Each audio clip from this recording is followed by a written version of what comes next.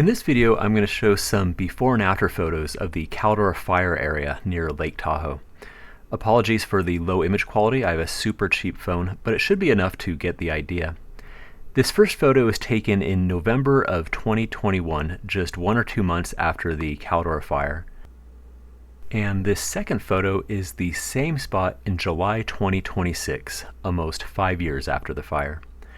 Now, the reason I'm making this video is because the U.S. Forest Service is planning to spray glyphosate and other synthetic herbicides on up to 2,400 to 3,600 acres of this area near Lake Tahoe, because they're calling this natural reforestation a, quote, deterioration of the area. In particular, they're saying that the brush, the chaparral ground cover, is too much competitive vegetation for conifer trees, which is their commodity crop. This next photo is April 2022, about 6 or 7 months after Caldor.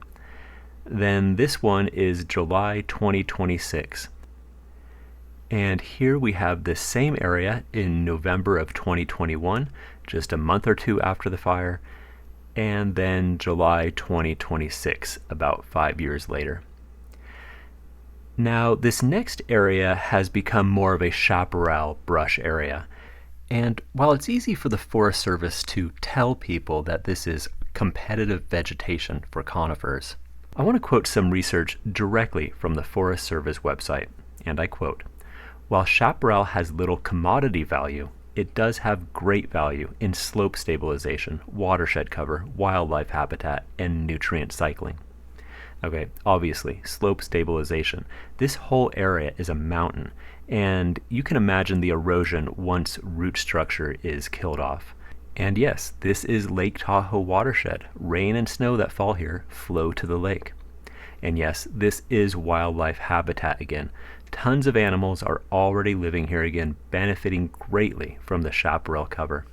Third, nutrient cycling, priceless. This soil has been damaged, and some of these chaparral plants are nitrogen fixers, meaning they're adapted to bring nitrogen from the air and they pump it back into the soil.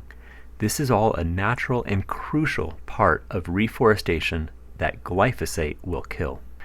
So in this photo, you see my dog Jasmine in the distance. She passed last year, but I took this photo of her in May 2022, about 7 months after the fire. Now, the downward slope to the right goes to Saxon Creek, which leads to Lake Tahoe. And this other photo is the same area in July 2026.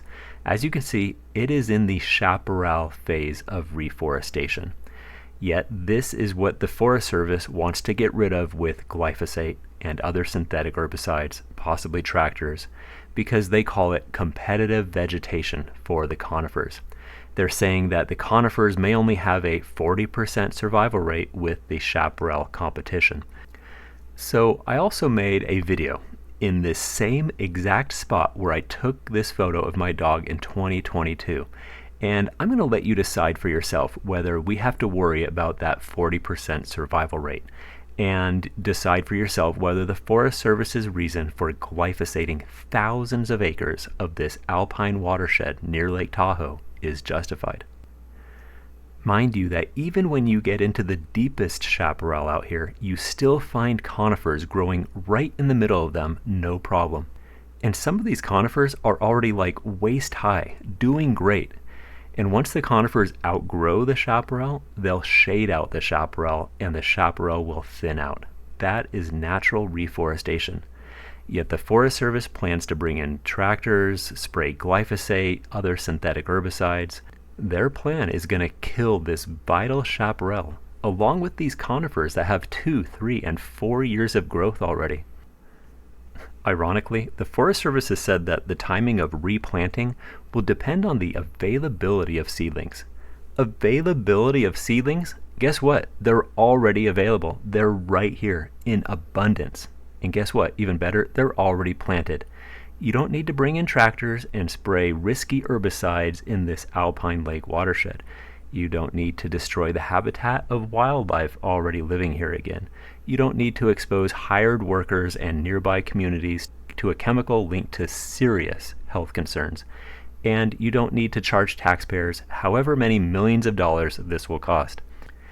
In short, the Forest Service plan is the most bizarre, backwards, needless, nature-destroying, alpine lake endangering, and taxpayer money wasting plan I could ever imagine. And a lot is at stake here. The health of the forest, soil, waterways, lake, wildlife, our community. I really hope people speak up, especially the agencies and organizations that claim to be protecting the Lake Tahoe Basin. So far, they've been very quiet.